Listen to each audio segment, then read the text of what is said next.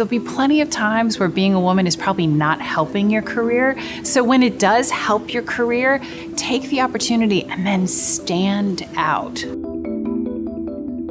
One of the most pivotal moments in my life was actually when I was a sophomore in high school. And my dad used to take me to speech contests, and that was a way for me to earn money to save for college. And I remember it was the Lions Club, and I was in the final round, and I lost. And I went home, and I was kind of complaining. And my father said to me, "You really have to be so good that they have to give it to you."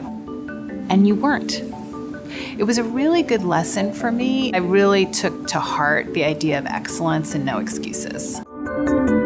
You made what some would see as a surprising or bold career move after spending 17 years at a law firm to make the move to Accenture. Did you see that as a career risk or a big jump? I don't think I fully contemplated how much of a risk it was. I was really thinking about, how do I want to live my life?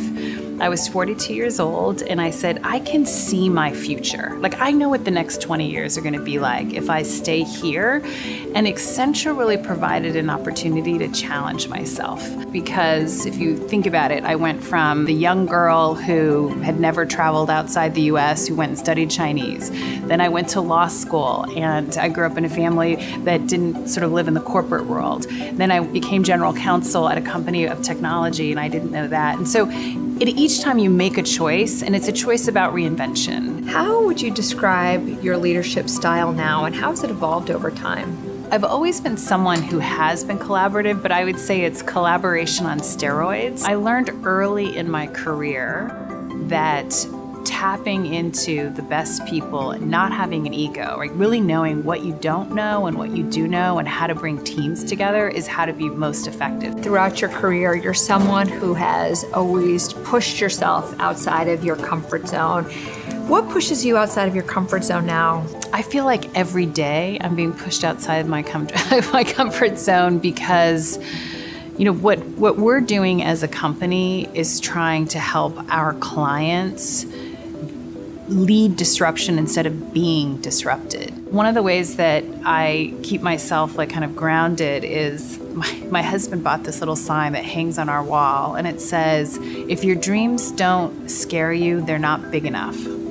And so when I'm facing uncertainty or worried about, is this the right strategy in the face of what we need? I think about that and say, okay, good. If I'm a little scared, it must mean that I'm doing the right thing. If you were to rewind the clock 20, 25 years and were writing a letter to your younger self, what advice would you have loved to have been given at that point in time or to have heard?